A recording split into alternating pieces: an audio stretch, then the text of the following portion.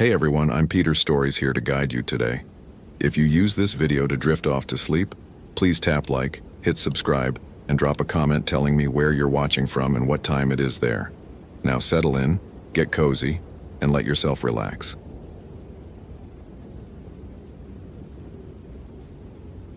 Paul Martinez pressed his back against the rough bark of a Douglas fir, his heart hammering against his ribs as he watched the shadows move between the trees ahead. His radio crackled with static, the emergency frequency cutting in and out like a dying heartbeat. 3 hours ago, he'd been conducting a routine patrol of the Cascade Wilderness when his gut, that sixth sense that had saved his ass more times than he could count, started screaming. Something was wrong in these woods. Real wrong. The October air bit at his exposed skin, carrying the scent of pine needles and something else. Something metallic and sweet that made his stomach churn. Paul's weathered hands, scarred from 15 years of forest service, fumbled for his binoculars. At 42, he'd seen plenty of weird shit in the backcountry, but this felt different. This felt like being watched by hungry eyes. "Base, this is Ranger Martinez, Sector 7, he whispered into his radio, the device feeling slick with his nervous sweat. "I need immediate backup at coordinates." Static consumed his words, the radio spitting electronic gibberish back at him. Paul's phone showed one bar, then none. The GPS on his Garmin was spinning like a broken compass. Every piece of technology he carried was going haywire, and that crawling sensation between his shoulder blades was getting worse. That's when he saw her. Megan Walsh, 23, blonde hair in a messy bun, wearing that bright red Columbia jacket her mother had described over the phone. She was stumbling through the undergrowth about 200 yards ahead, moving in an odd, jerky pattern that set off every alarm bell in Paul's head. Behind her, barely visible through the tree line, dark figures moved with purpose, too coordinated to be other lost hikers. Paul's instincts screamed run, but his training kicked in. Megan was his responsibility. Her family was counting on him. His own daughter Emma's face flashed in his mind. What if it was her out there? He keyed his radio again. "This is Martinez. I have visual on missing person Megan Walsh, Sector 7, requesting immediate..." The static died. Complete silence filled the airwaves. Paul started moving, his Danner boots finding purchase on the forest floor without conscious thought. 15 years of experience guided him through the trees, staying downwind using available cover. But with every step, that sick feeling in his gut grew stronger. The woods around him felt wrong, too quiet, too still, like nature itself was holding its breath. The figures behind Megan resolved into focus through his binoculars. 3 people in dark clothing moving in formation. One carried what looked like a leather-bound book. Another held something that glinted in the filtered sunlight. Metal, sharp. The third figure moved with an authority that made Paul's skin crawl. These weren't concerned family members. These weren't fellow search and rescue volunteers. Paul's radio suddenly burst to life with a woman's voice clear as crystal. Paul, can you hear us? We've been waiting for you." Ice shot down his spine. The voice wasn't coming through proper emergency channels. It was Megan's voice, but wrong somehow. Too calm, too knowing. And how the hell did she know his name? Through his binoculars, he watched Megan stop walking. She turned, and even at this distance, Paul could see her smile. Not the relief of a lost hiker spotting rescue. Something else entirely. Something that made his mouth go dry with terror. "Paul," the radio crackled again, still in Megan's voice but with an underlying chorus of whispers. "Come join us. Your daughter Emma sends her love." Paul's blood turned to ice water. Emma was safe at home in Bend, 3 hours away. She had to be. He'd kissed her goodbye this morning, promised to help her with algebra homework when he got back from his shift. But how did these people know about her? How did they know anything about his family? The dark figures began moving toward him with renewed purpose, no longer following Megan but hunting him. Paul's training warred with his instincts. Protocol said call for backup, establish communication, assess the threat. But his gut said run like hell. Paul chose to trust his gut. He'd been wrong before, but never about danger. He turned and sprinted deeper into the forest, branches whipping at his face, his duty belt jangling with every step. Behind him, he could hear movement, not crashing through undergrowth like normal people, but smooth, coordinated pursuit, like they knew these woods better than he did, even though he'd patrolled this sector for 5 years. His radio exploded with voices now, dozens of them, men and women and children, all talking at once in languages he didn't recognize, interspersed with English phrases that made his hair stand on end. The trees are watching. Blood for the old ones. He can't hide from what he is. Paul ripped the radio from his belt and hurled it into the undergrowth, but the voices continued, coming from the trees themselves now, or maybe from inside his own head. His vision started to blur at the edges, and he realized he was hyperventilating. Get it together, Martinez. People are counting on you. But when he checked his phone, the screen showed 17 missed calls from his wife, Sarah, all time-stamped hours in the future. The date read October 31st, 2019, Halloween. But this morning had been October 28th. Paul stopped running, his chest heaving, and tried to think rationally. Hypothermia could cause confusion. Dehydration could cause hallucinations. Low blood sugar could make a man see things that weren't there. Except he felt fine physically. Stronger than he had in years, actually, like his body was running on pure adrenaline. Through the trees ahead, he spotted something that made his heart sink. The old Cascade mining camp, abandoned since the 1960s. A collection of rotting wooden buildings that had been off-limits to hikers for decades due to structural instability. But light flickered in the windows. Candlelight, warm and inviting in a way that felt like a trap. His radio, despite being 30 yards away in the brush, crackled one more time. "Paul, we have your family. Come to the camp and we'll make an exchange. Don't come, and you'll find pieces of them scattered throughout these woods for the next 50 years. Paul's knees almost buckled. Sarah, Emma, his 8-year-old son Michael. The voices knew about all of them now, speaking their names with casual familiarity that suggested intimate knowledge. But it was impossible. He'd left them safe at home. He'd checked in with Sarah just before his patrol started, hadn't he? Paul tried to remember the morning clearly, but the details kept slipping away like water through his fingers. Had he actually seen Sarah before leaving for work? Had he really kissed Emma goodbye? The harder he tried to focus on the memories, the more they seemed to dissolve. His hands shook as he drew his service weapon, a Glock 22 that felt inadequate against whatever was waiting in that camp. But if his family was really there, if they were really in danger, he had no choice. The buildings looked exactly as they had during his last inspection 6 months ago. Weathered gray wood, broken windows, warning signs posted by the Forest Service.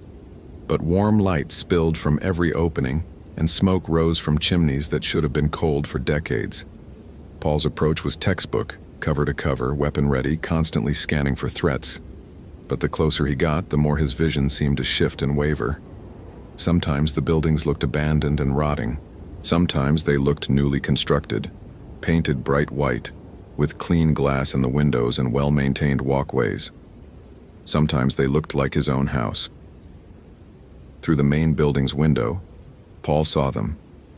Sarah, Emma, and Michael, sitting around a familiar kitchen table having dinner like any normal Tuesday night.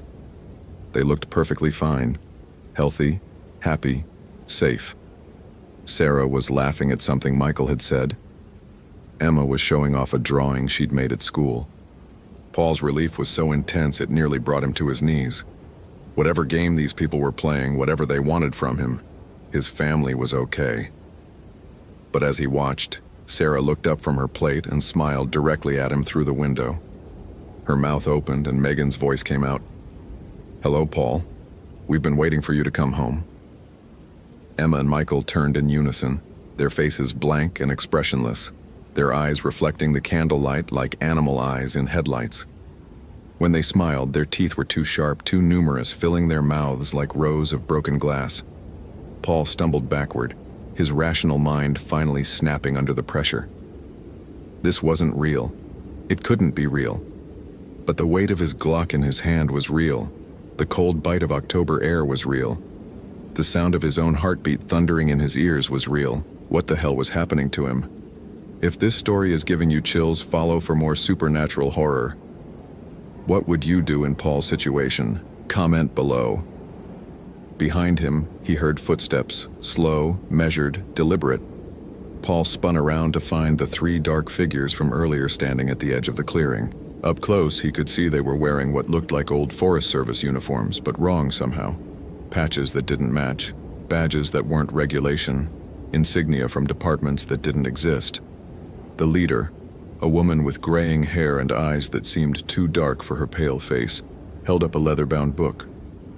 "Ranger Martinez," she said in a voice that carried decades of authority. "You're late for the ceremony." "What ceremony?" Paul's voice cracked like a teenager's. "What the hell do you people want?"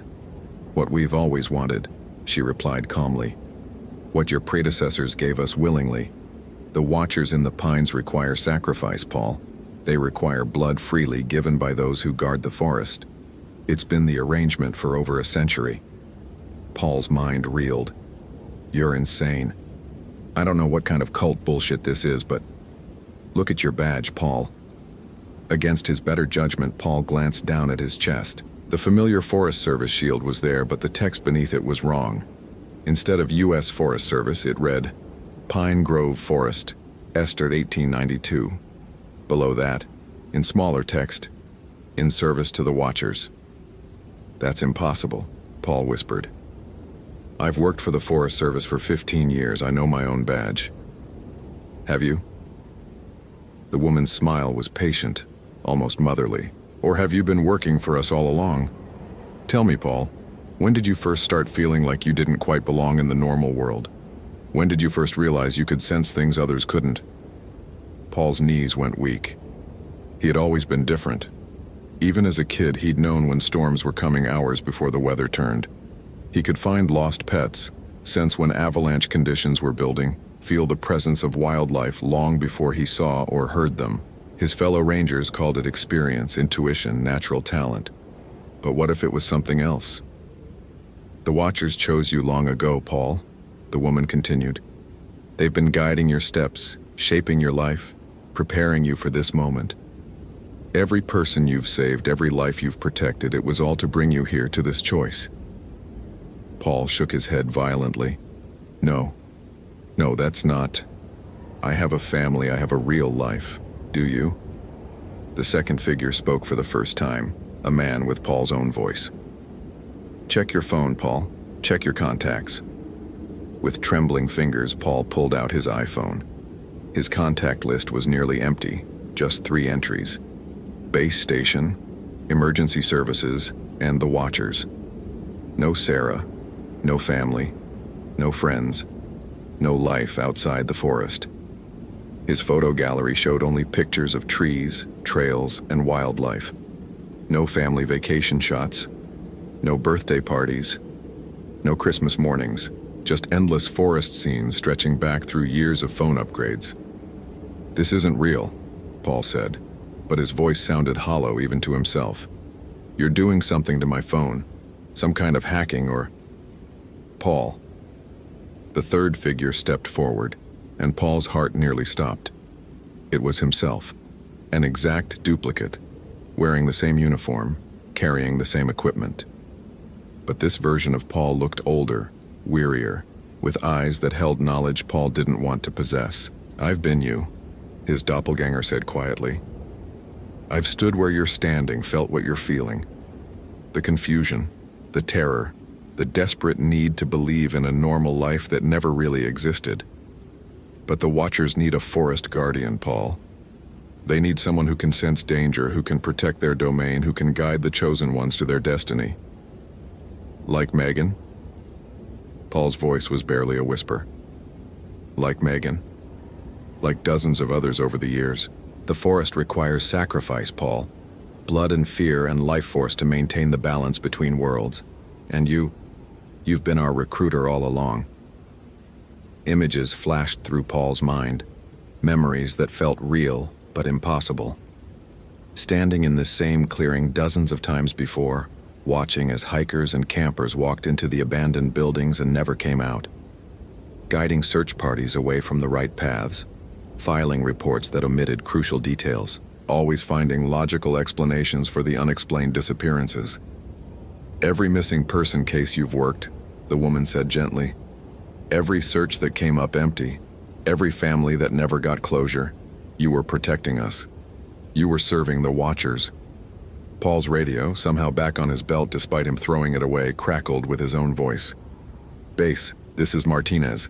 Search of Sector 7 complete. No sign of missing hiker Megan Walsh. Recommend expanding search to adjoining areas." But he hadn't made that call. Had he? "The choice is simple, Paul," his doppelganger said. "Accept what you are, and your service continues.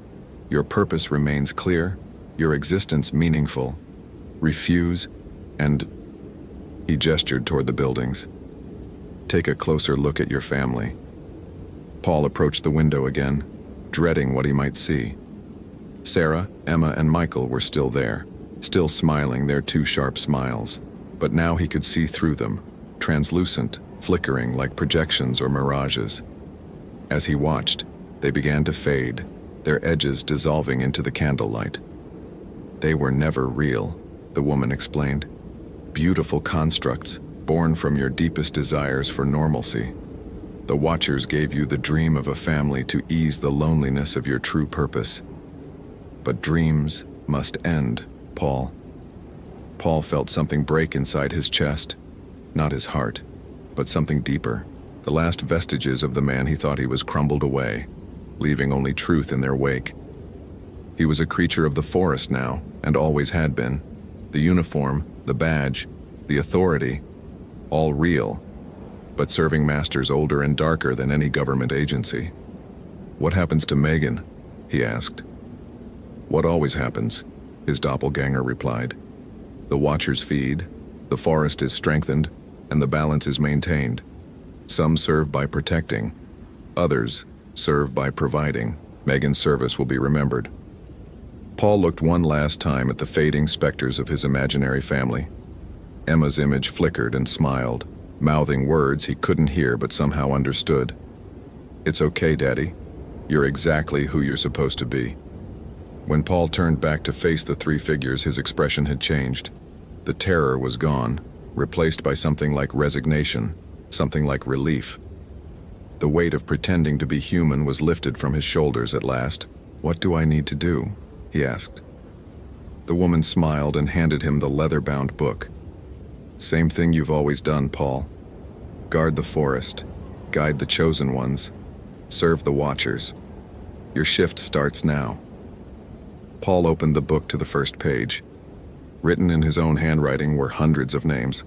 Hikers, campers, researchers, thrill seekers. All the people who had disappeared in these woods over the decades. And at the bottom of the current page in fresh ink, Megan Walsh, October 28, 2019. Below that, a blank line waited for the next name. Paul pulled out his pen, a familiar cross pen that Sarah had given him for their anniversary. Except Sarah had never existed, so where had it come from? And added his signature below Megan's name. Not as a victim, but as a witness, as an accomplice, as a guardian doing his duty.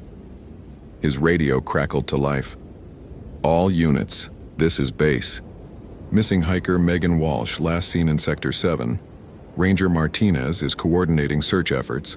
All available personnel report to staging area for briefing." Paul keyed his mic with steady hands. "Base, this is Martinez. Beginning systematic search of Sector 7. We'll report findings as search progresses." He looked around the clearing one more time. The abandoned buildings were rotting and empty again, just as they should be. The three figures were gone. His doppelganger had vanished. Only Paul remained, alone in the forest with his true purpose finally clear. Tomorrow, more searchers would come. Well-meaning people looking for Megan Walsh.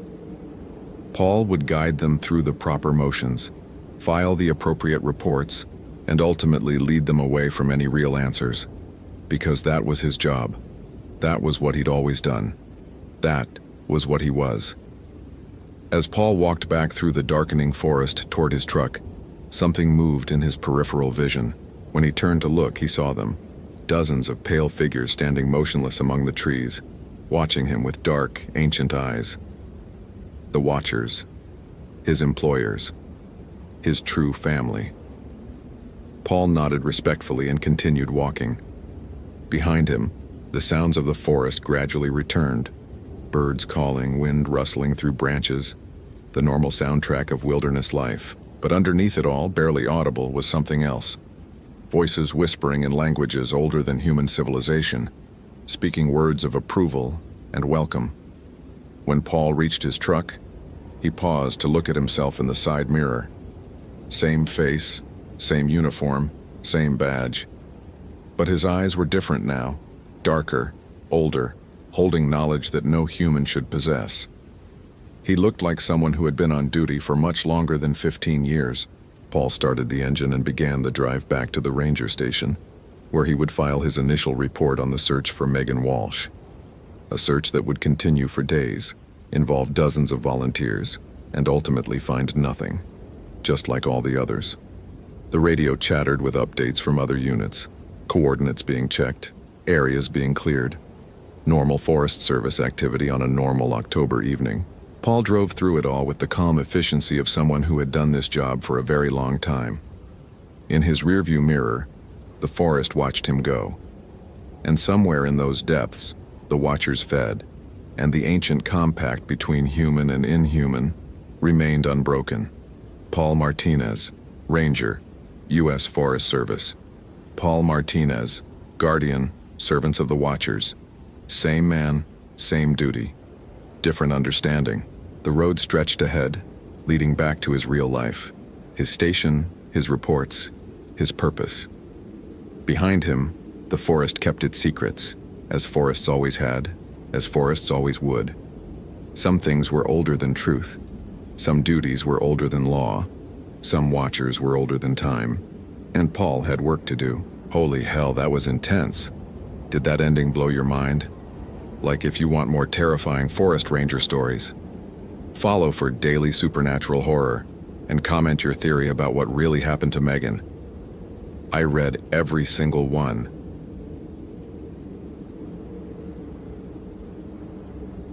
The radio crackled to life at 6:47 a.m., cutting through the quiet of the Willow Creek Ranger Station like a knife through morning fog.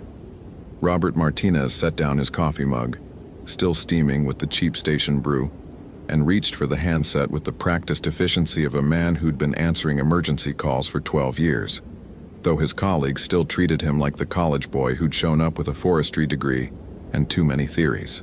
Willow Creek Station, Ranger Martinez responding. The voice on the other end was raw with panic, a woman's voice cracking under the weight of terror. My daughter, she's missing, Emily Richardson. She went hiking yesterday afternoon on the Blackwater Trail and never came home. Please, you have to find her. Robert's pen moved across the incident form with mechanical precision, his analytical mind already processing the data. October 15th, 2019. Blackwater Trail, a moderate 4-mile loop that meandered through dense pine and oak with 3 creek crossings and 1 steep elevation gain near Devil's Backbone Ridge. Average hiking time, 3 hours. Weather yesterday, clear 68 degrees, winds light and variable. Ma'am, I need you to slow down. What's your name? Susan Richardson. My daughter Emily. She's 22, blonde hair, about 5'6". She was wearing a red North Face jacket and black hiking boots. She left around 2 p.m. yesterday. Said she'd be back by 6 for dinner. The woman's voice broke. She always calls if she's going to be late. Always. Robert glanced at the wall clock. 14 hours missing. His throat tightened. In his experience, hikers who didn't return within 12 hours were either seriously injured or... He pushed the thought away. Focus on the data. Focus on what you can prove. Did she go alone? Yes, she likes to think when she hikes. She's been stressed about her new job, wanted to clear her head. Oh God, what if she fell? What if she's hurt and... Mrs. Richardson, we're going to find her. I need her vehicle description and where she parked. Blue Honda Civic 2017, license plate. She rattled off the numbers through tears. She always parks at the Blackwater trailhead. Always. After taking the remaining details, Robert hung up and immediately radioed dispatch. The response was predictably bureaucratic. A missing person report would be filed, and if Emily didn't turn up by noon, they'd organize a search party. Standard protocol. But Robert's gut told him noon would be too late. Something about the mother's panic felt different, more urgent than the usual overnight hiking mishaps. He grabbed his gear bag from the equipment room. Motorola T600 radio, first aid kit, emergency blanket, headlamp, GPS unit, bear spray, and 2 energy bars that tasted like cardboard but could keep you going for hours.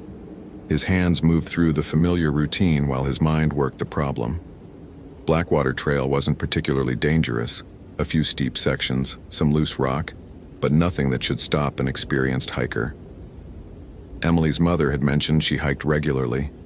The drive to the trailhead took 23 minutes on winding Forest Service roads, his white Ford Ranger kicking up dust clouds that hung in the still morning air. Robert's radio chattered with routine morning traffic, campers needing firewood permits, reports of minor bear activity near Cascade Falls. Normal October business in the Cascade National Forest. Nothing that explained the growing knot in his stomach. The blue Honda sat alone in the gravel parking area, dew covering the windshield like a shroud.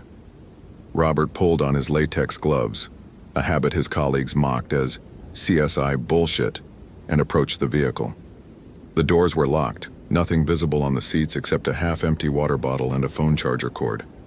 He cupped his hands against the driver's side window and peered inside. Emily's purse sat on the passenger seat, undisturbed. That was wrong. Hikers didn't usually leave purses in cars, especially not young women. They took their IDs, some cash, maybe lip balm. Robert circled the vehicle, noting the tire pressure looked good, no flat that might have delayed her return. He photographed the license plate and pulled out his field notebook, a leather-bound journal his father had given him when he'd graduated forestry school. His colleagues used electronic tablets, but Robert trusted paper and ink. Oct. 15, 2019, 7:31 a.m. Vehicle present locked, personal items inside. No obvious mechanical issues. The trailhead kiosk showed the usual warnings: bear activity, stream crossing advisories, leave no trace principles. Robert signed the trail register, noting that Emily's name appeared on yesterday's log. E. Richardson, 2:15 p.m., solo hike, expected return 6 p.m. Her handwriting was neat, controlled, not the scrawl of someone nervous or rushed. The Blackwater Trail began innocently enough, a well-maintained path through second-growth pine with occasional glimpses of the creek 30 feet below. Robert moved at a steady pace, stopping every 100 yards to examine the trail for signs. His colleagues thought his tracking obsession was overkill, Martinez and his fucking footprint fetish, but attention to detail had found 3 lost hikers in the past 2 years. The morning air carried the rich scent of decomposing leaves and pine needles, occasionally punctuated by the distant sound of running water. Robert's breathing settled into the rhythm of the trail, his analytical mind cataloging observations. Deer tracks in the soft dirt, a few scuff marks from hiking boots, a discarded energy bar wrapper 20 yards off the trail, which he bagged for pack-out, leave no trace. 2 miles in, he found the first real sign. A clear boot print in a muddy section near the first creek crossing, size 8 or 9, with the distinctive waffle pattern of a hiking boot sole. The print faced uphill, toward the more challenging sections of the trail. Robert knelt and photographed it from 3 angles, then measured the length with a small ruler from his kit. 7:58 a.m. Clear boot print. Appears fresh. No water accumulation. Size estimate 8.5. Waffle sole pattern consistent with hiking boots. Facing uphill toward ridge section. The creek crossing itself showed no obvious signs of trouble. The wooden footbridge was solid, the approaches clear. But as Robert crossed, something made him pause. A smell, faint but wrong.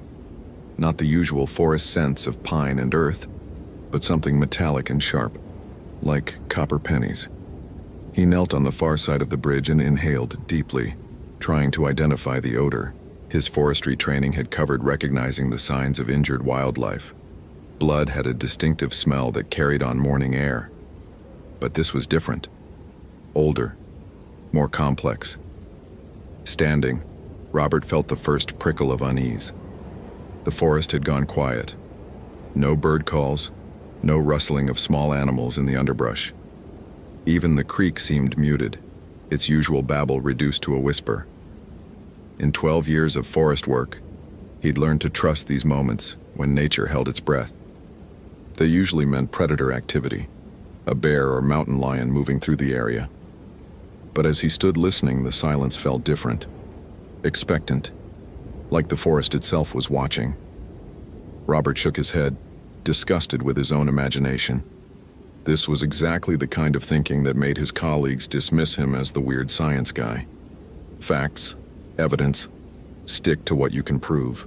The trail climbed steadily for the next mile, switchbacking up the ridge through increasingly dense forest. Robert's shirt stuck to his back despite the cool October air, and his water bottle was half empty. He paused to drink and check his GPS.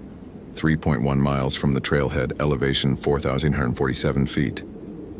Emily should have reached this point around 3:30 p.m. yesterday. That's when he saw the second boot print. This one was different, deeper, with a longer stride pattern, as if Emily had been moving faster, or running. Robert knelt again, studying the impression. The heel was dug in hard, and there were smaller marks nearby, possibly from her catching herself after a stumble. He photographed everything, then looked ahead up the trail. 20 feet further, he found where she'd left the path. The underbrush was disturbed, small branches broken at waist height, pointing toward the dense tree line. Robert followed the trail of broken vegetation, noting bent ferns and scuff marks on tree bark. Someone had definitely gone this way, moving fast and not carefully. But why? This section of forest was thick, almost impenetrable. There was no secondary trail, no reason for a hiker to leave the maintained path.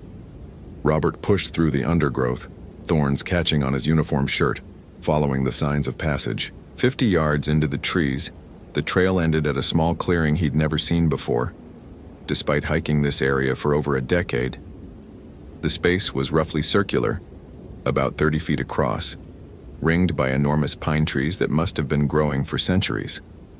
The ground was carpeted with fallen needles so thick they seemed to absorb sound, and in the center of the clearing stood an old stone foundation. Robert's analytical mind immediately began cataloging details. The stonework was old, probably late 1800s, with the rough-hewn blocks characteristic of frontier construction. The foundation was roughly rectangular, maybe 20 by 30 feet, large enough for a substantial cabin or small farmhouse.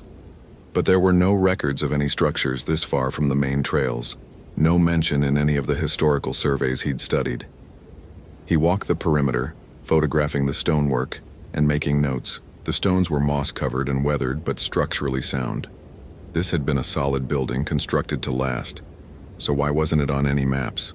Why had he never noticed this clearing in 12 years of patrolling these trails? As he circled the foundation, Robert felt the temperature drop. Not gradually, but suddenly, like walking into a walk-in freezer. His breath began to fog, and goosebumps raced up his arms. October mornings could be cool, but this was different. This was January cold in a matter of seconds. He pulled out his digital thermometer, another piece of unnecessary equipment his colleagues mocked. The reading made him blink and check again. 34 degrees here, 20 degrees colder than the ambient forest temperature he'd measured an hour earlier. That was impossible. Local temperature variations in forest environments didn't work that way. Cold air could pool in valleys overnight, but not in elevated clearings, and not this dramatically. Robert photographed the thermometer reading, then took measurements at different points around the clearing. The temperature was consistent throughout the space, as if the entire clearing existed in a different climate zone. His scientific mind raced through possible explanations. Underground cave system creating airflow, unusual mineral composition affecting thermal properties, some kind of microclimate phenomenon he'd never encountered in his education. But as he stood in the center of the clearing, thermometer in hand, Robert felt something else. A presence. The unmistakable sensation of being watched by eyes he couldn't see. He turned slowly, scanning the tree line. Nothing moved. No sound except the whisper of wind through pine needles. But the feeling persisted, growing stronger. The fine hairs on his neck stood up, and his mouth went dry. This was when Robert's rational mind began to war with something deeper and more primitive. His forestry training told him to document everything, collect data, find logical explanations. But some ancient part of his brain was screaming at him to run. He pulled out his camera and began photographing the clearing systematically, forcing himself to work methodically despite the growing sense of wrongness. Through the viewfinder, he noticed something that made his blood freeze. There were other paths leading away from the clearing. Faint trails through the underbrush that his naked eye had missed but were clearly visible in the camera's display. 3 of them, heading in different directions deeper into the forest. Paths that weren't there when he'd looked directly at them. Robert lowered the camera and looked again. Nothing. Just dense forest and shadows. He raised the camera. 3 distinct trails, worn smooth by years of passage. His hands were shaking now, and not from the cold. This wasn't possible. Cameras didn't see things that weren't there. Light was light, whether filtered through a lens or striking the human eye directly. There had to be an explanation, some trick of contrast or shadow that his camera's sensor was interpreting differently. But as he stood there, shifting between direct observation and camera view, Robert began to hear something else. Faint at first, almost below the threshold of perception, but growing gradually clearer. Voices. Human voices calling from somewhere deep in the forest. Too distant to make out words, but definitely human. And one of them sounded like it might be female. Emily. Robert's training warred with his growing fear. Protocol said to radio for backup, wait for additional personnel, approach unknown situations with caution. But if Emily was out there, injured and calling for help, every minute mattered. Hypothermia could kill in hours, especially with temperatures this low. He chose the trail that seemed to lead in the direction of the voices, the one that was invisible to his naked eye but clear as day through his camera viewfinder. Moving slowly, using the camera like a navigation tool, Robert pushed deeper into the forest. The voices grew stronger as he walked, definitely multiple people, though still too distant to understand. But underneath the human calls, he began to hear something else, a rhythmic sound, like chanting, rising and falling in a pattern that made his skin crawl. The trail, visible only through his camera, led downhill through increasingly ancient forest. The trees here were massive, old-growth giants that predated European settlement. Some of the pines were 8 feet in diameter, their canopy so thick it blocked most of the sunlight. Robert had to use his headlamp to navigate, the beam creating a small pool of light in what felt like perpetual twilight. His radio crackled with static, another impossibility since he was well within range of the repeater towers. He tried to call back to the station but got only white noise. His cell phone showed no signal, though this section of forest usually had at least 1 bar. The voices were closer now, and Robert could almost make out words. Definitely English, though the rhythm was strange, almost sing-song. And beneath it, that rhythmic chanting in what sounded like a different language entirely. That's when he smelled the smoke. Wood smoke, but wrong somehow. Too sweet, with an underlying chemical tang that made his eyes water. Robert had fought forest fires for 6 years before transferring to search and rescue. He knew the smell of burning pine, oak, even the acrid scent of burning man-made materials. This was different. Organic, but corrupted. Through the trees ahead, he could see a faint orange glow. Fire, but controlled. A campfire or bonfire, which made no sense this deep in the wilderness. No camping was allowed off designated sites, and certainly not in old-growth areas. Robert moved more carefully now, using trees for cover as he approached the light source. The voices were clear now, definitely human, definitely speaking English. But the words made his blood run cold. Emily Richardson, age 22, born June 15th, 1997. Someone was reading Emily's personal information, her full name, birth date, address. Details that could only have come from her driver's license or other identification, but spoken in that same sing-song rhythm, as if reciting an incantation. Robert crept closer, his rational mind trying to process what he was hearing. Had Emily been kidnapped? Was this some kind of ritual or cult activity? But how had they known she would be hiking this trail? How had they gotten her off the path and to this impossible location? The light came from a bonfire in another clearing, this one larger than the stone foundation site. Figures moved around the fire.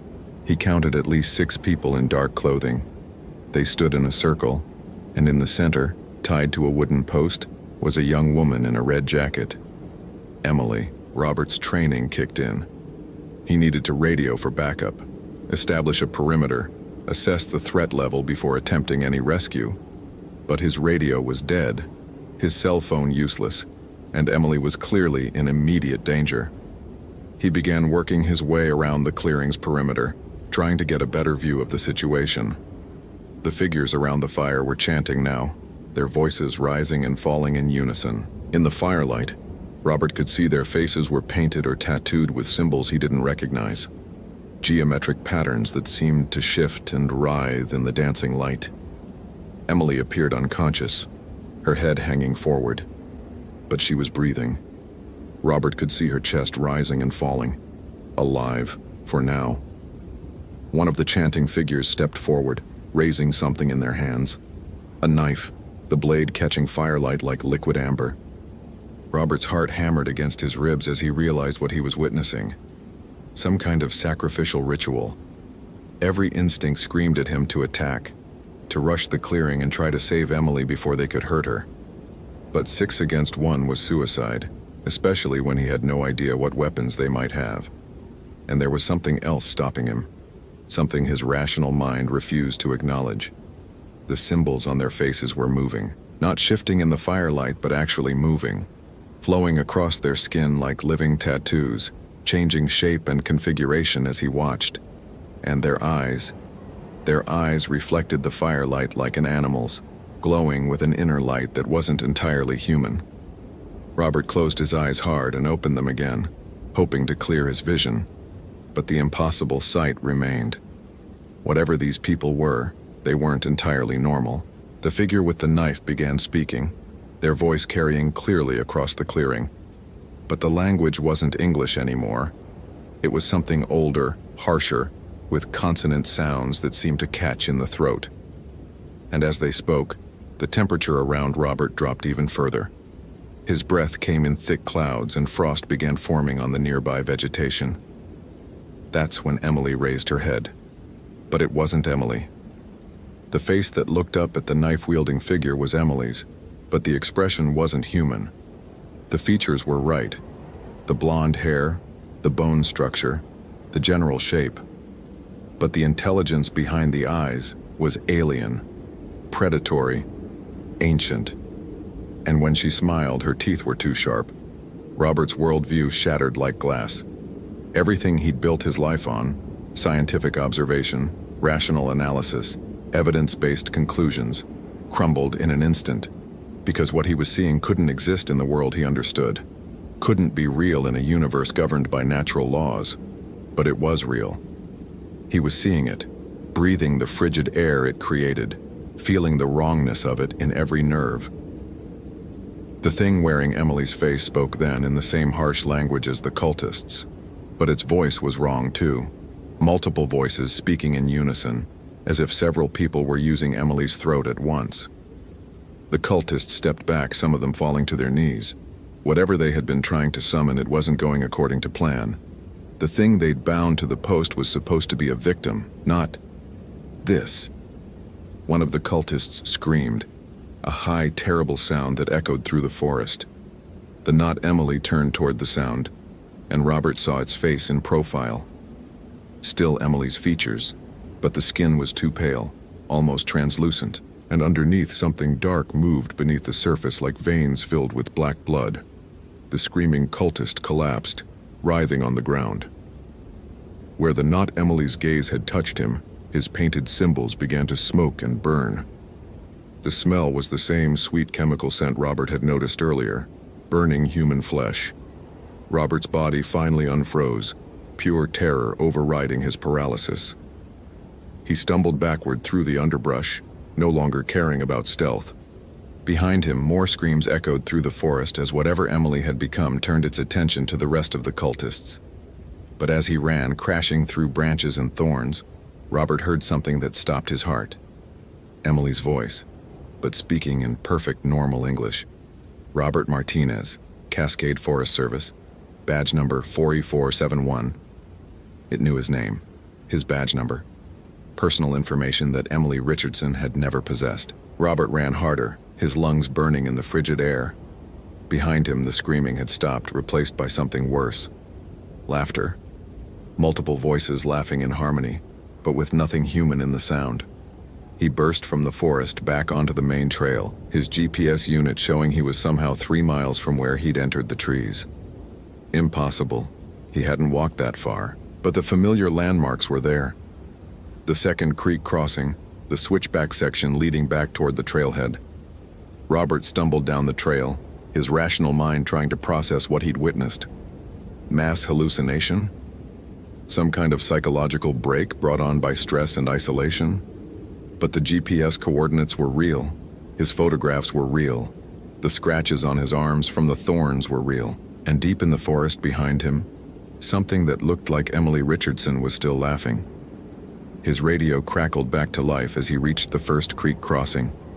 Dispatch calling his unit, routine check-in protocols.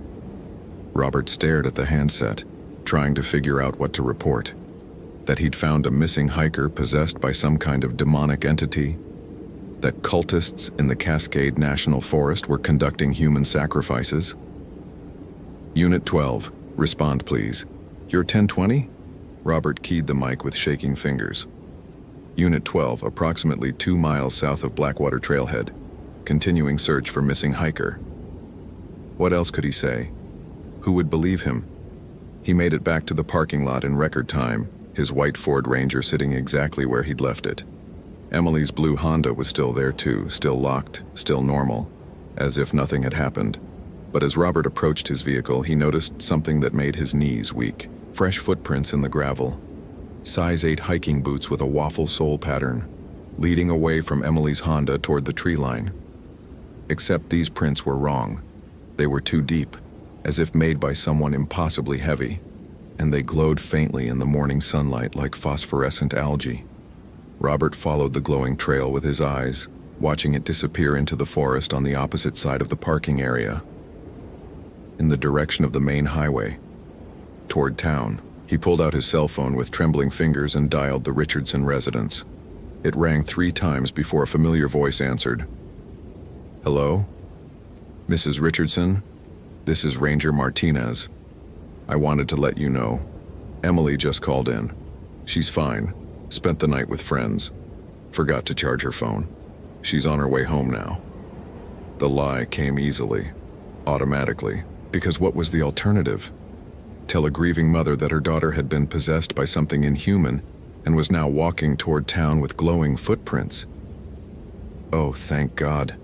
Susan Richardson sobbed with relief. Thank you so much for looking for her. I was so worried. Just glad she's safe, Robert managed. Take care. He hung up and stared at the glowing footprints leading toward the highway, toward populated areas, toward Emily's family. Robert Martinez had been a man of science for 34 years. He'd believed in evidence and rational explanations, in the comforting predictability of natural law. But as he sat in his government vehicle, watching impossible footprints fade in the morning sunlight, he realized that some things couldn't be explained away. Some things could only be survived. And sometimes, survival meant living with the knowledge that the world was far stranger and more terrible than anyone wanted to believe. He started his engine and drove slowly toward town, watching for a young woman in a red jacket walking along the highway, hoping he wouldn't find her, but knowing, with the terrible certainty of a man whose worldview had been shattered and rebuilt in the space of 3 hours, that Emily Richardson was coming home, and she was bringing something with her.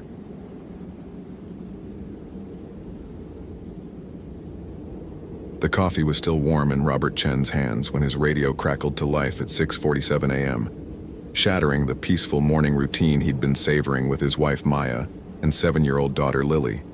Steam rose from his world's best dad mug, a Father's Day gift Lily had picked out herself. As the static-filled voice of dispatch pulled him from the domestic sanctuary he'd built over 15 years of marriage. Unit 7, we have a code yellow. Missing hiker, female, age 19. Last seen yesterday evening near Devil's Backbone Trail. Family's been calling all night. The urgency in Supervisor Martinez's voice cut through the kitchen's warmth like a blade, and Robert felt his stomach tighten with the familiar dread that came with search and rescue calls. Maya looked up from buttering Lily's toast, her dark eyes already reflecting the worry she tried to hide whenever his radio went off. "How long will you be gone?" she asked softly, though they both knew the answer could range from hours to days, depending on what the forest decided to reveal. "Daddy, you promised to help me with my science project tonight," Lily said, syrup dripping from her fork as she paused mid-bite.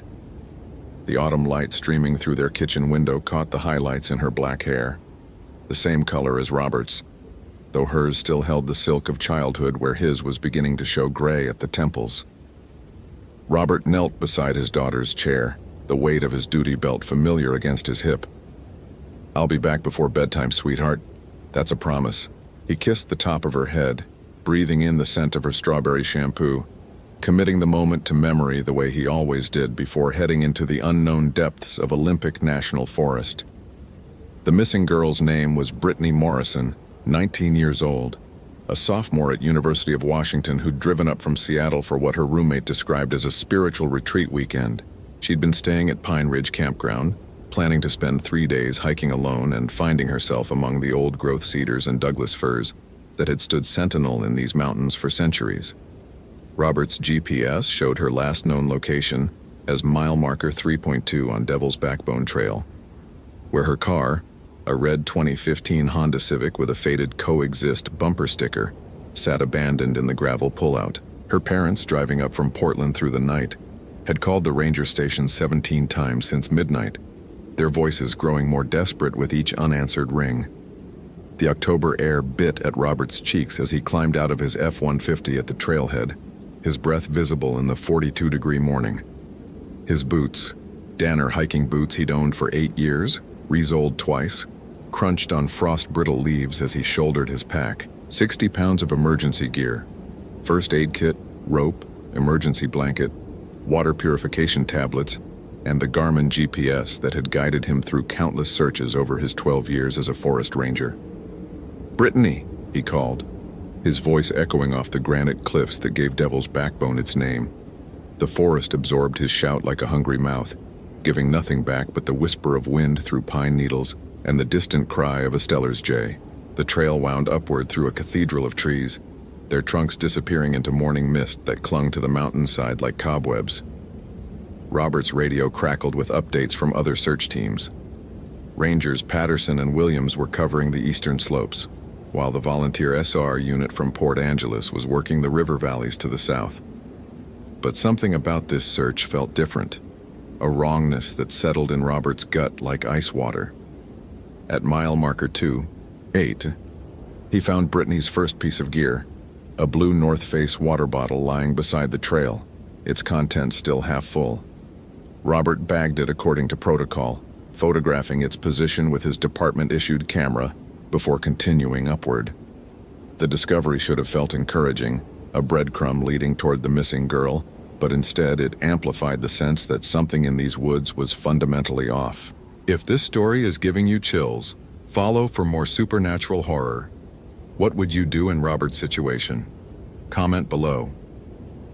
The trail forked at mile marker 3.7, just past where Brittany's car had been found. To the left, the main path continued toward Mount Storm King's summit. To the right, a fainter track led through dense forest toward what Robert's topographical map labeled as Clearwater Mine, abandoned 1952. The secondary trail showed signs of recent passage, broken branches at shoulder height, boot prints in soft earth that looked fresh despite the morning frost. Robert keyed his radio. Unit 7 to base, found possible track leading toward Old Clearwater Mine, following for reconnaissance. Martinez's response crackled back immediately. Copy that, Unit 7. Proceed with caution. That area's been closed to public access since 2010. The trail descended through increasingly dense forest, old-growth cedar giving way to younger Douglas fir and hemlock that blocked out more and more of the morning sky. Robert's handheld GPS showed him moving into what the locals called the dead zone, a valley where cell service died completely and radio signals grew unreliable.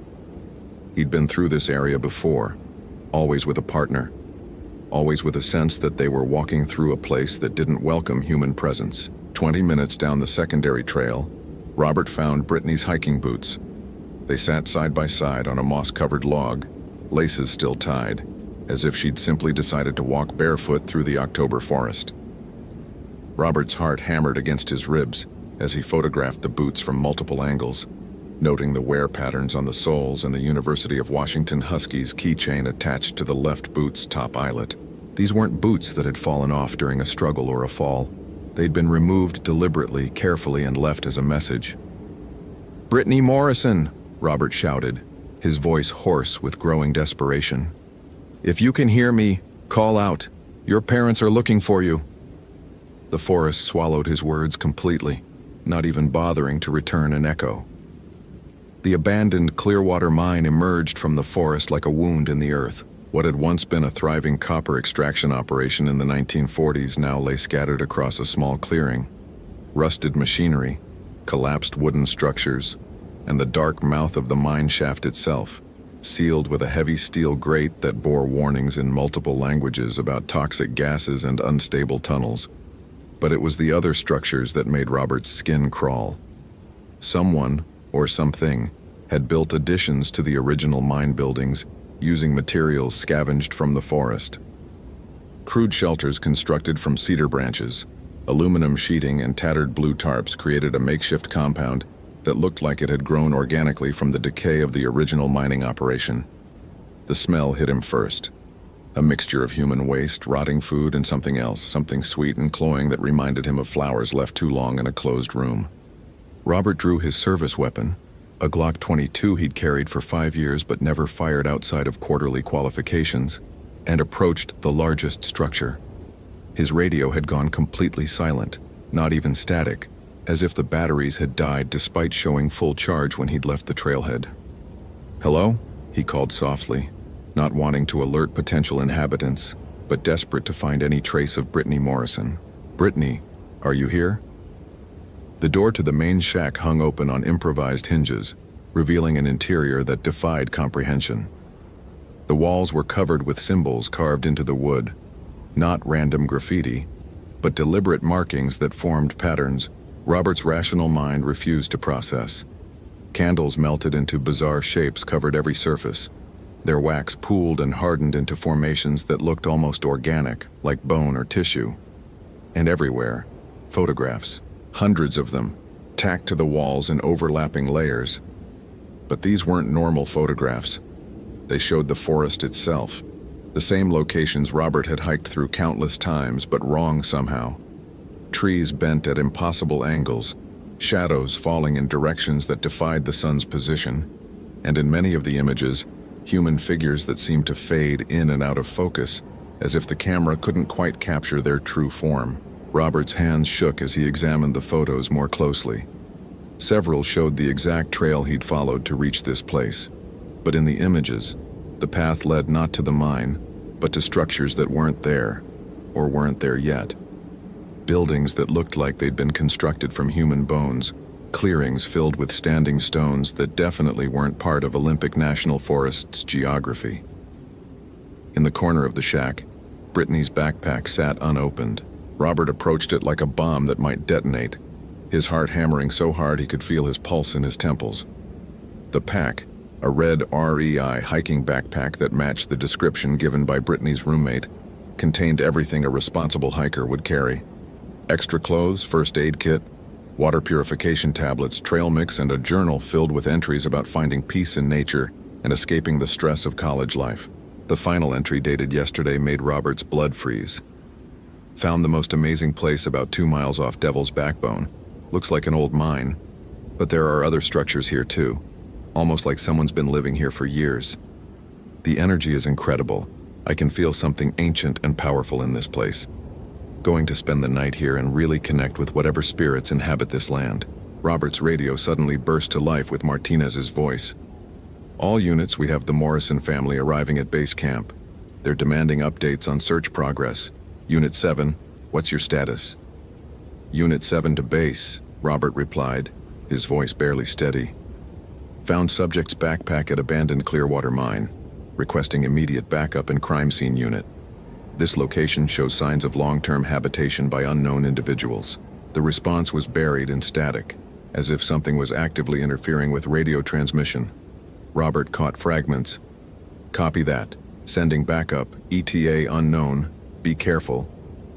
Then silence. Robert stuffed Brittany's journal into his own pack and shouldered her backpack as evidence. Whatever had happened to the missing girl, it had started here in this compound of improvised shelters and disturbing artwork. But as he turned to leave, movement in his peripheral vision froze him in place. Through the shack's single window he could see into the forest beyond, and the forest was moving. Not the natural sway of trees in wind, but deliberate movement, as if the trees themselves were repositioning, blocking paths and creating new ones. The trail he'd followed to reach the mine was no longer visible, replaced by dense undergrowth that looked like it had been growing undisturbed for decades. Robert ran. He burst from the shack and sprinted toward where the trail should have been, but found only impenetrable forest. His GPS spun wildly, showing his location as shifting between the mine, the main trail, and coordinates that placed him miles from any known landmarks. The device finally displayed signal lost in red letters before the screen went completely black. Behind him, footsteps. Not the heavy boots of a fellow ranger or the careful tread of a lost hiker, but something else. Feet moving across the forest floor with a rhythm that didn't quite match human gait. Robert spun around, weapon raised, and saw nothing but the abandoned mine buildings. But the sound continued, circling him just beyond the edge of vision, always staying in his peripheral awareness where details remained frustratingly unclear. "Who's there?" Robert shouted, his voice cracking with strain. "Brittany, is that you?" The footsteps stopped. In the sudden silence, Robert became aware of other wrongness. No bird songs, no insect sounds, no wind through the trees. The forest had gone completely dead, as if every living thing except him and whatever was making those footsteps had simply vanished. The only sound was his own ragged breathing and the hammer of his heart against his ribs. Then, from somewhere deeper in the mine complex, he heard singing. A woman's voice, young and clear, carrying a melody he almost recognized. Something that might have been a hymn or a lullaby, but with words in a language that predated English. The voice was definitely human, definitely female, and definitely not Brittany Morrison. This singer had been practicing her craft for much longer than 19 years. Robert followed the voice deeper into the compound, past structures that seemed to grow more elaborate and disturbing the further he went from the main trail. Buildings constructed from materials that hadn't come from any hardware store, walls that looked like they'd been woven from human hair, support beams that bore an uncomfortable resemblance to vertebrae, and roofing made from what appeared to be leather, but couldn't possibly be animal hide. The singing grew louder, joined by other voices. A chorus of women singing in harmony, their melody weaving through the forest like fog. Robert's rational mind cataloged possible explanations. Cultists, squatters, a religious group that had claimed the abandoned mine as their sanctuary. But his gut knew better. Whatever lived in this place had been here much longer than the mine, much longer than white settlement of the Pacific Northwest. The voices led him to a structure that defied architectural logic. A building that seemed to exist partially underground and partially suspended in the air, supported by tree branches that had grown through its walls and become structural elements. Through windows made from pieces of glass arranged in patterns that hurt to look at directly, Robert could see movement inside. Women in white dresses, dancing. Their movements were coordinated but wrong, like a ballet choreographed by someone who had never seen human dancing but had been told about it secondhand. They spun and leapt with grace that suggested years of practice, but their gestures included motions no human joints should have been able to achieve. And in the center of their dance, Brittany Morrison sat perfectly still. She was alive. Robert could see her chest rising and falling with breath, but her eyes were closed and her face held an expression of absolute peace that looked more like death than sleep. The dancers moved around her in increasingly complex patterns, their white dresses billowing with each turn, their faces showing emotions that had no names in any human language. Robert raised his weapon and approached the building's entrance, a doorway framed with carved symbols that seemed to shift and change when he wasn't looking directly at them. "Federal law enforcement," he shouted, falling back on protocol even though he knew it was useless. "Release the girl and come out with your hands visible." The dancing stopped instantly. 20 faces turned toward the windows in perfect unison, and Robert got his first clear look at Brittany's captors. They were women, or had been once. But time and whatever lived in this place had changed them into something else. Their skin held the waxy pallor of mushrooms that grew in caves, their hair moved with its own wind, and their eyes reflected light like animals' eyes, showing depths that went much further back than any human skull could contain. The one in the center, clearly the leader wearing a white dress that might have been a wedding gown decades ago, smiled at Robert with teeth that had been filed to points. When she spoke, her voice carried the same melody as the singing, turning words into music that made Robert's bones ache.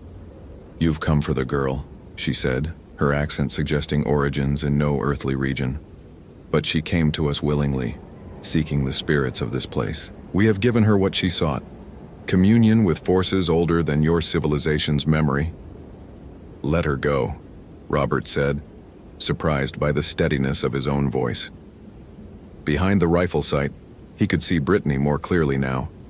Her lips were moving silently as if she was speaking to someone he couldn't see, and her hands gestured in patterns that matched the carved symbols covering the building's walls. "She cannot leave," the leader continued, stepping closer to the window with movements that seemed to flow rather than walk.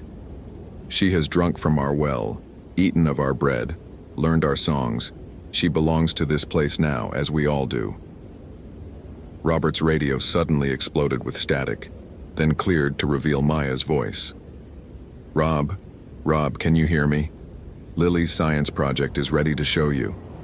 She says she can't sleep until you see what she made. Please come home." The message was impossible. Maya didn't have access to his radio frequency, and civilian calls couldn't break through on emergency channels.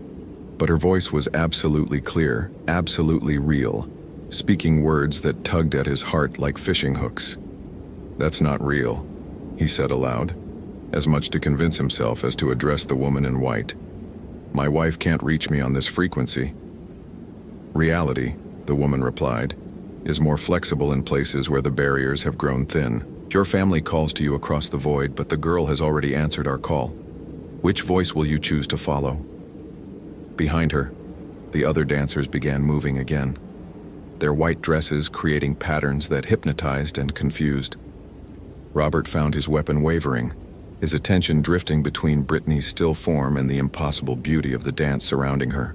The music, if it could be called music, wrapped around his thoughts like silk, offering rest and peace and an end to the constant worry that came with loving people who could be lost. Maya's voice came through the radio again. "Rob, where are you? Lily's crying. She thinks you're not coming home."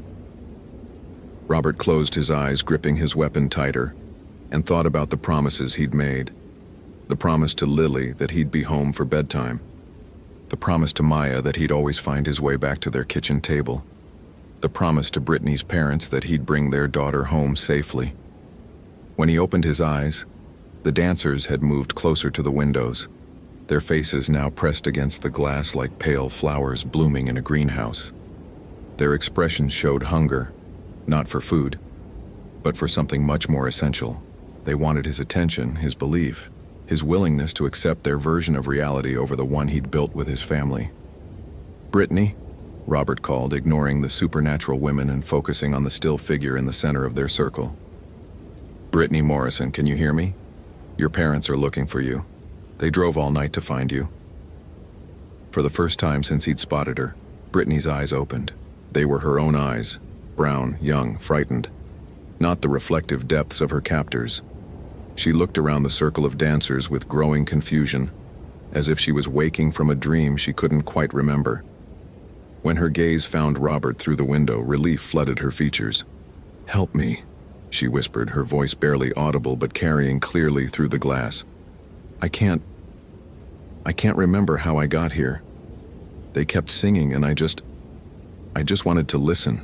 The woman in white hissed like an angry cat, her beautiful face contorting into something decidedly inhuman.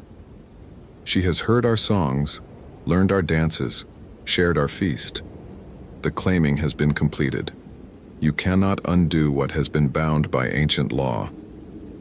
Robert had no idea what ancient law she was referring to, but he knew federal law, and he knew the laws of human decency.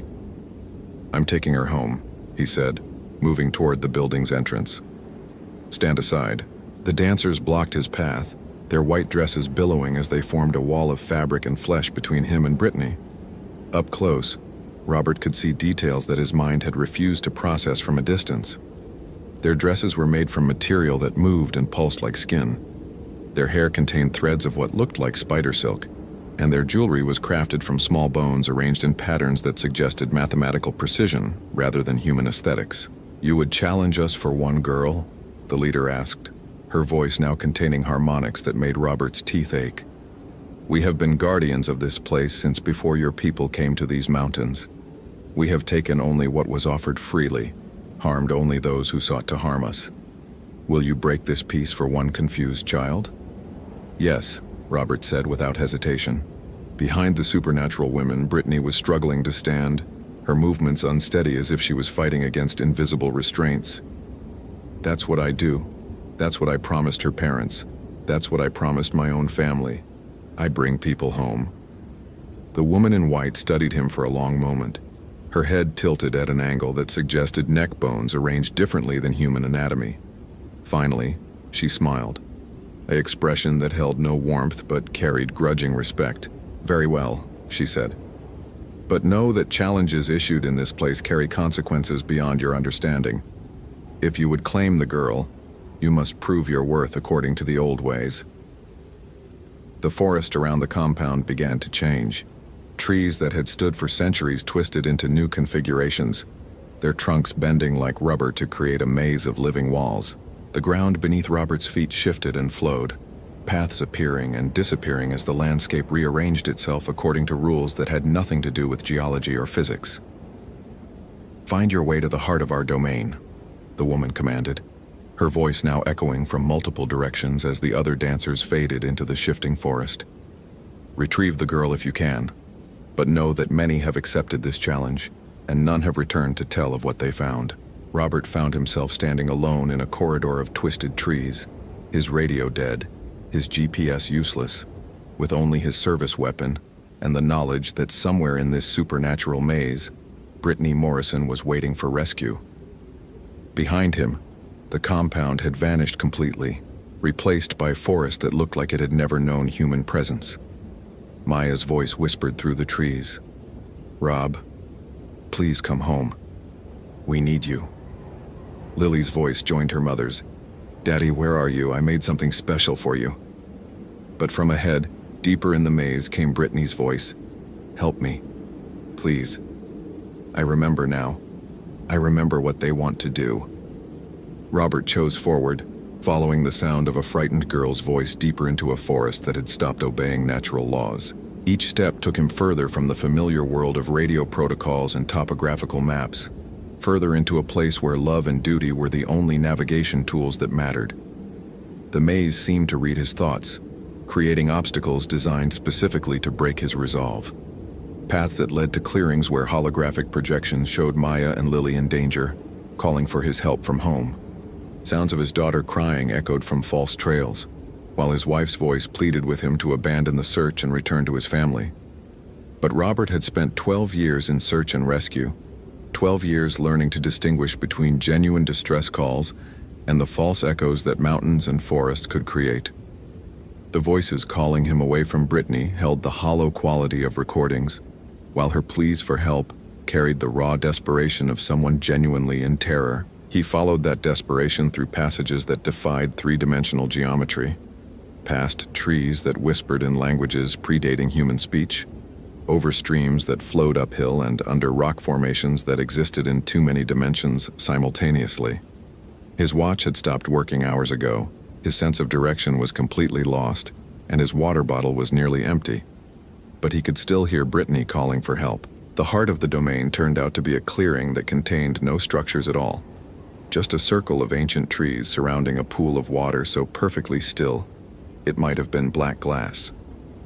Brittany sat beside the pool, no longer guarded by the dancing women but clearly unable to leave on her own.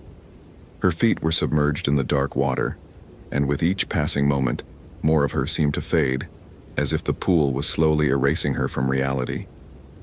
"Mr. Chen?" she said, recognizing him despite his civilian clothes and the supernatural chaos of the past several hours. "I remember you from the safety presentation at the campground. I'm so sorry. I thought this place was beautiful, but they won't let me leave." Robert knelt beside the pool, studying the water that held Brittany's feet. It wasn't water at all, but something denser, darker, that moved with purposeful currents despite the absolute stillness of its surface. Whatever this substance was, it was connected to the supernatural women and their claim on anyone who drank from their well.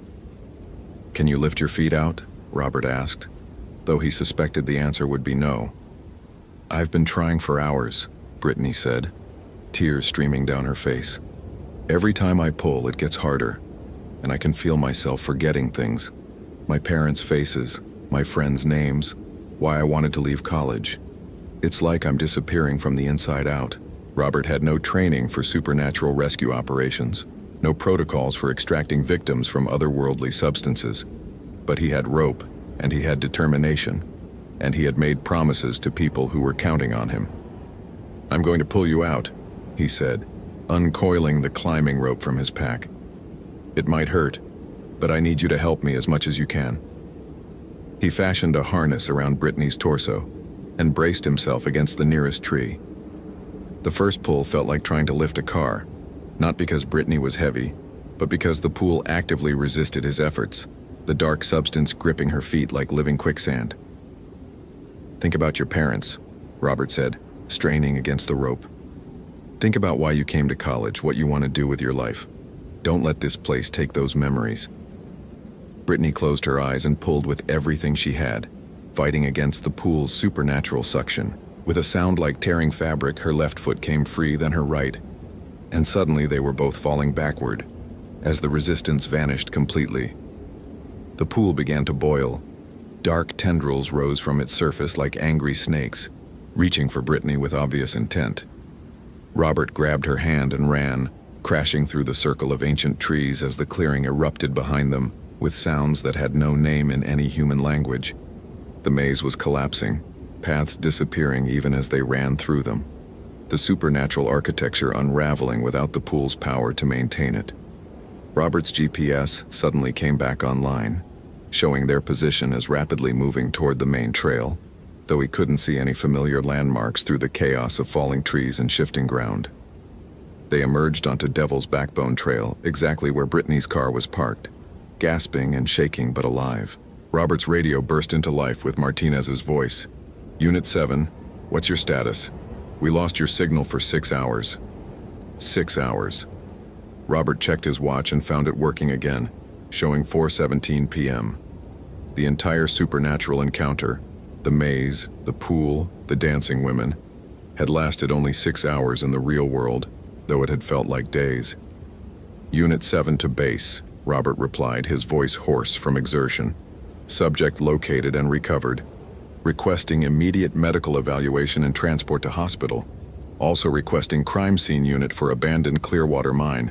Evidence of illegal habitation and possible cult activity." Brittany was already calling her parents on her recovered cell phone, crying with relief as she heard their voices. Robert let her have that moment while he gathered her scattered gear and tried to process what had actually happened in the forest that day. The official report would mention finding Brittany disoriented near the abandoned mine, suffering from exposure and mild dehydration. It would note evidence of transient occupation at the site and recommend increased security patrols. It would not mention dancing women in white dresses, pools that erased memories, or forests that rearranged themselves according to supernatural laws. But that night, as Robert sat at his kitchen table helping Lily with her science project, a diorama about the water cycle that she'd built with painstaking 7-year-old precision. He understood something fundamental about the balance between duty and love. The supernatural women had offered him escape from worry, from the constant fear that came with caring deeply about people who could be lost. They had offered peace in exchange for abandoning those who depended on him. He had chosen love instead, chosen the beautiful burden of caring for his family, for missing hikers, for anyone who called for help in the darkness. Maya brought him coffee in his favorite mug, kissing the top of his head the way he'd kissed Lily that morning. "Rough day?" she asked, noting the scratches on his hands and the exhaustion in his eyes. "Found her," Robert said simply. "Brought her home, through the kitchen window." The Olympic Mountains stood dark against the sunset, hiding their secrets in forests that held more than trees and wildlife. But Robert's house was warm, his family was safe, and somewhere in Portland, Brittany Morrison was sleeping in her own bed surrounded by people who loved her. In the end, that was the only magic that mattered. Holy smokes, that was intense. Did that ending blow your mind? Like, if you want more terrifying forest ranger stories, follow for daily supernatural horror. And comment your theory about what really happened to Brittany in that pool. I read every single one. The Clearwater mine was permanently sealed by the National Park Service 3 weeks later, citing geological instability and public safety concerns.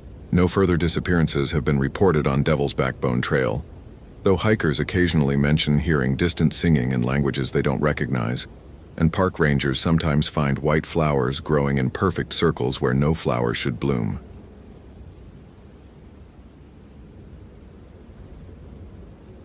Rick Brennan adjusted his new park ranger cap for the 3rd time in 10 minutes, the unfamiliar weight still bothering him after just 2 weeks on the job. The October air carried that crisp bite that meant winter wasn't far behind, and the scent of decaying leaves mixed with pine needles filled his nostrils as he checked his GPS coordinates one more time. Latitude 35.6532, longitude 83.5072, Cataract Falls Trail, mile marker 3.2. His radio crackled with static. "Brennan, you copy? This is dispatch." "Copy, dispatch, Brennan here." He fumbled with the unfamiliar radio controls, still getting used to the equipment protocols in the Smokies. Back in Colorado, everything had been different. "We've got a missing hiker report coming in. 22-year-old female Stephanie Morrison. Last seen on your trail around 1400 hours. Family's getting worried." Rick glanced at his Timex, 4:47 p.m. The sun was already casting long shadows through the dense canopy of sugar maples and oak trees. He'd been patrolling this section of trail all afternoon, and he was pretty sure he'd seen everyone who'd come through. There'd been the elderly couple with matching hiking poles, the guy with the expensive camera gear, and... wait. His stomach dropped as the memory hit him like a physical blow. There had been a young woman, blonde hair in a ponytail, blue North Face jacket, hiking boots that looked barely broken in. She'd been sitting on the wooden bridge over the creek taking selfies with an iPhone that caught the afternoon light. He'd waved. She'd waved back. And then... "Dispatch, I think I might have seen her." Rick's voice came out rougher than he intended. "Blonde, early 20s, blue jacket?" "That's affirmative. Can you retrace your steps? Family says she should have been back to the parking lot by now." Rick was already moving, his heavy boots crunching on the leaf-littered trail, the familiar weight of his backpack, water, first aid kit, emergency radio, flares, felt reassuring against his shoulders. But something else was nagging at him. Something about that moment when he'd seen Stephanie on the bridge. He'd waved, she'd waved back, and then he'd looked down at his trail map for maybe 30 seconds to mark his position. And when he'd looked up, she'd been gone. Not walking away. Not heading up or down the trail. Just gone. "Jesus," he muttered, picking up his pace. The trail wound through dense forest here, with visibility limited to maybe 50 feet in any direction. Easy to lose someone, easy to miss a turnoff, easy to disappear. His radio squawked again. "Brennan, you there?" "Yeah, I'm heading back to the last known position now, bridge over Cascade Creek." Copy that. We're sending backup, but you're closest. Standard search protocol. Stay on designated trails. Mark your position every 15 minutes. Maintain radio contact. Standard search protocol. Rick had memorized the manual, but 2 weeks wasn't enough time to really know the terrain. Not like the veterans who'd been working these mountains for decades, who knew every deer path and hidden ravine. The bridge came into view through the trees, and Rick's pace slowed. Everything looked exactly the same. The weathered wooden planks, the creek bubbling maybe 8 feet below, the moss-covered rocks.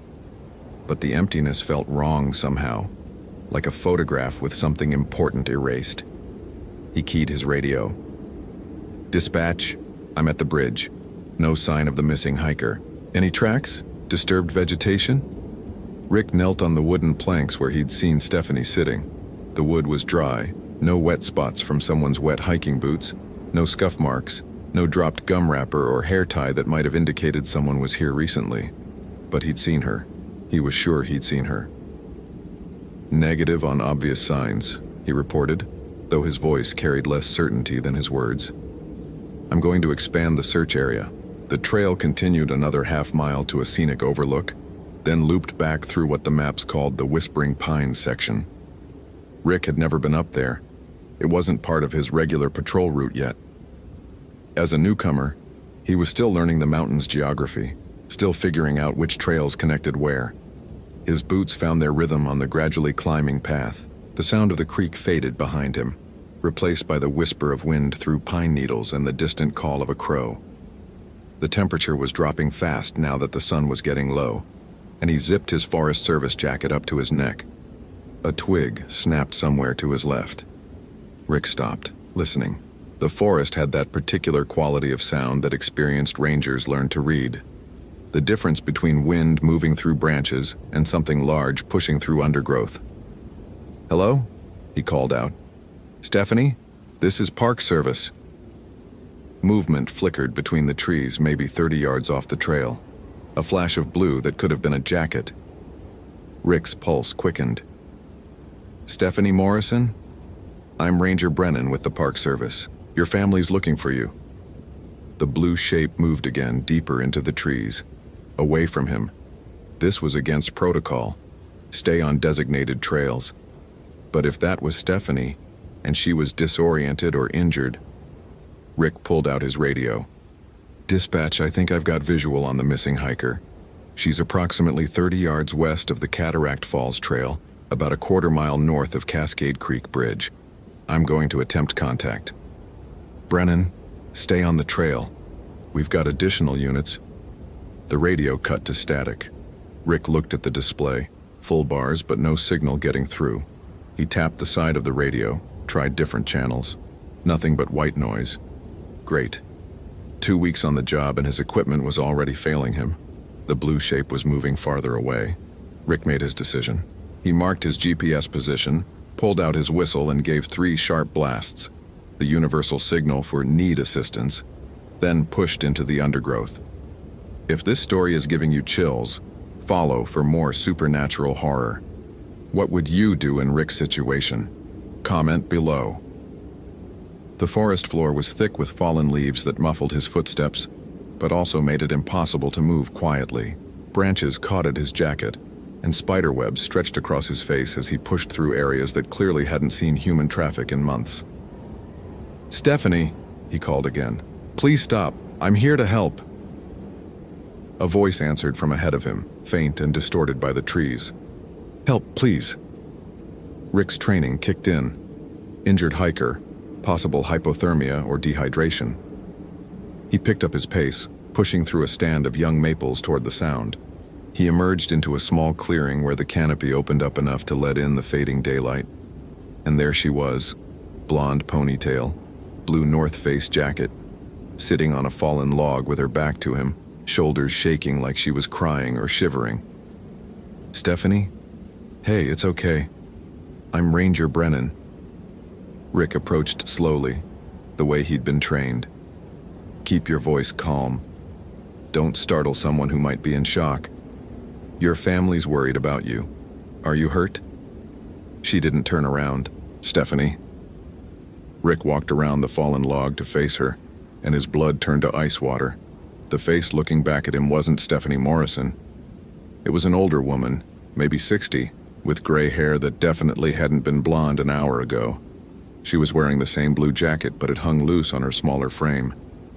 "Who are you?"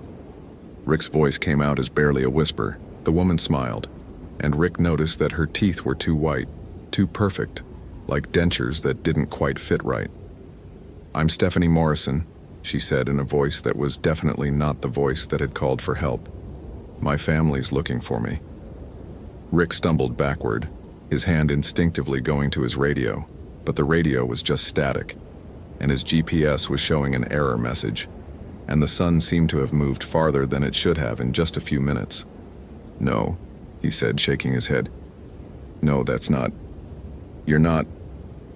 The woman stood up from the log, and Rick realized she was taller than she'd seemed sitting down. Taller than Stephanie had been on the bridge. Taller than should have been possible. "Is there a problem, Ranger Brennan?" she asked, and her voice was changing as she spoke, getting younger, higher. "I'm just a lost hiker who needs your help." Rick turned and ran. He crashed through the forest without any sense of direction, branches whipping at his face, his heart hammering so hard he could hear it over his ragged breathing. Behind him, he could hear something following. Not footsteps exactly, but the sound of undergrowth being disturbed by something that moved differently than a human should. A voice called after him, and now it sounded exactly like Stephanie Morrison's voice from the bridge. "Ranger Brennan, please don't leave me." Rick didn't stop running until he burst out of the tree line and found himself back on the Cataract Falls trail. He bent over, hands on his knees, trying to catch his breath and make sense of what had just happened. His radio crackled back to life. "Brennan, come in. What's your status?" Rick grabbed the radio with shaking hands. "Dispatch, there's something wrong out here. I found someone, but it wasn't the missing hiker." "Copy that. Can you describe what you found?" How could he describe what he'd found? A woman wearing Stephanie's clothes who changed height and age while he watched? A voice that shifted like someone adjusting a radio dial?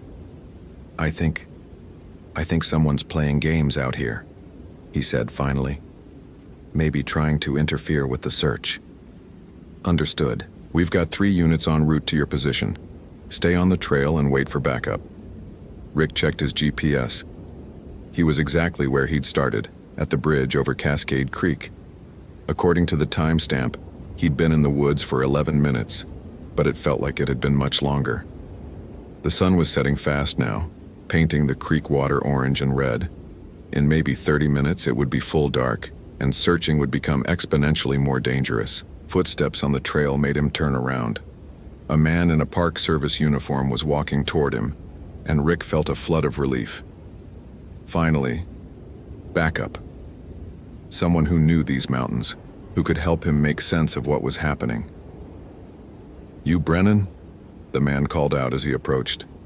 "I'm Ranger Coleman. Got the call about a missing hiker."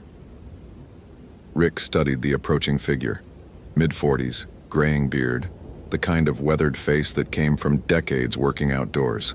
His uniform looked properly broken in, unlike Rick's stiff new gear. "Yeah, that's me. Listen, Coleman, there's something weird going on out here. I found someone in the woods, but they weren't who they claimed to be." Coleman nodded seriously. "Yeah, we get that sometimes. Homeless folks, drug users. Sometimes they hole up in the backcountry and mess with hikers. Did you get a good look at them?" Something was bothering Rick about this conversation, but he couldn't put his finger on what. It was a woman, older, but she was wearing the missing hiker's clothes, and she knew the missing hiker's name. "Huh." Coleman pulled out a notepad and started writing. "What time was this?" "Maybe 10, 15 minutes ago, just north of here, maybe a quarter mile into the woods." Coleman's pen stopped moving. "North of here? You mean in the Whispering Pines section?" "I guess. I'm still learning the area names." Coleman looked up from his notepad, and Rick noticed his eyes were a pale blue that seemed almost colorless in the fading light. "Brennan, there is no Whispering Pines section. Never has been. And the trail doesn't go north from here. It goes east to the overlook, then loops back south. Rick felt the forest floor shift under his feet. He pulled out his map, the same map he'd been using all day, and stared at it. Coleman was right. The trail was clearly marked, east to the scenic overlook, then a southern loop back to the parking area. No northern branch, no section called Whispering Pines. But I was just there, Rick said weakly. I followed someone into the woods to the north. Coleman stepped closer and Rick caught a whiff of something unpleasant. Not body odor exactly, but something organic and wrong, like meat that had been left out too long. Brennan, how long you been working these mountains? 2 weeks. Right. New guy. Coleman's smile was sympathetic, but something about it made Rick's skin crawl. Look, I've been working the Smokies for 23 years. There's no Whispering Pines section. There's no trail going north from this bridge. And there's definitely no clearing a quarter mile through the woods where someone could be sitting on a fallen log. Rick looked back toward the tree line where he'd emerged just minutes ago. Now that Coleman mentioned it, the vegetation looked incredibly dense, almost impenetrable. Had he really crashed through all of that? I know what I saw, Rick said, but his voice lacked conviction. I'm sure you do.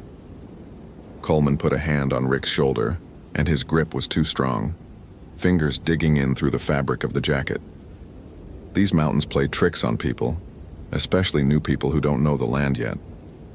Rick tried to step back, but Coleman's grip tightened. The thing is, Brennan, we still got a missing hiker to find, and I'm thinking maybe you should head back to the ranger station. Let the experienced guys handle this one. There was something in Coleman's tone that made Rick's danger instincts flare. This wasn't a suggestion. This was an order.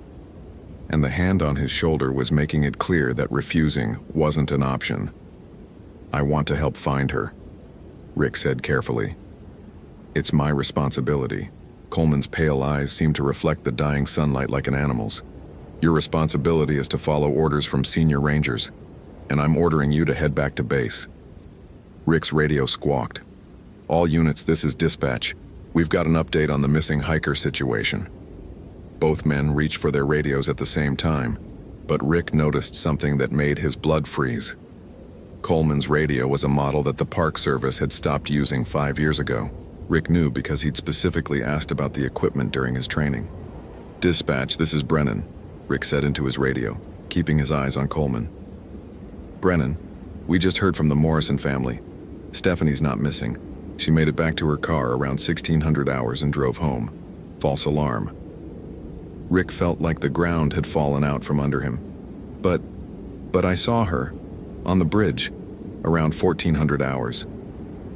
Negative, Brennan. According to her GPS tracking app, she never made it past the first mile of the trail. Turned around due to a twisted ankle. Coleman was smiling now, and his teeth were too white, too perfect, just like the woman in the woods. Looks like you had yourself quite an adventure for nothing, Coleman said. Mountain ghosts, probably. These old hills are full of them. Rick keyed his radio again, backing away from Coleman. Dispatch, can you verify the identity of Ranger Coleman? Claims to be backup, but his equipment doesn't match current service standards. Silence on the radio. Then, Brennan, we don't have any Ranger Coleman on duty today. All backup units are still 20 minutes out. Rick ran. He didn't look back to see if Coleman was following. He just ran down the trail toward the parking lot, his boots slipping on wet leaves, his breath coming in sharp bursts that burned his lungs. Behind him, he could hear laughter that didn't sound human. The parking lot came into view through the trees, and Rick had never been so happy to see asphalt and streetlights in his life. His Ford Ranger was exactly where he'd left it, and the familiar sight of his Colorado native bumper sticker felt like an anchor to reality.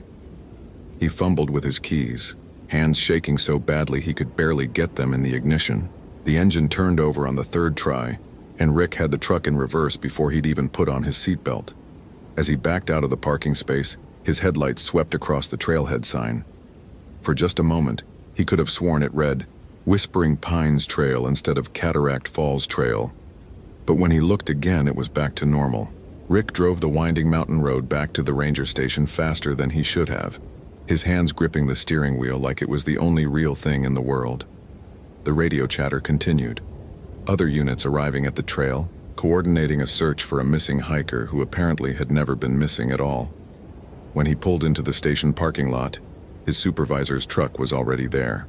The lights were on in the office, and Rick could see Chief Ranger Martinez through the window, probably doing paperwork. Rick sat in his truck for a long moment, trying to figure out how to explain what had happened.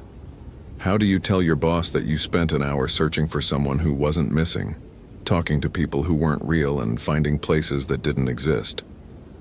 How do you explain that you're not sure what's real anymore? His phone buzzed with a text message. Unknown number. Thanks for playing along today, Rick. See you tomorrow. See? Rick stared at the message until the screen went dark. In the reflection, he could see his own face, pale, exhausted, confused. But behind his reflection, just for a moment, he could swear he saw someone else in the truck with him, someone wearing a blue North Face jacket. He spun around, but the back seat was empty. When he looked at his phone again, the text message was gone. Holy hell, that was intense. Did that ending blow your mind? Like, if you want more terrifying Forest Ranger stories, follow for daily supernatural horror, and comment your theory about what really happened to Rick in the Smokies. I read every single one. Was it all in his head? Are there really shapeshifters in the mountains? What would you have done in Rick's situation? Next time you're hiking alone in the deep woods, remember Rick's story. Because sometimes the biggest danger isn't getting lost. It's not being sure who you can trust to help you find your way back.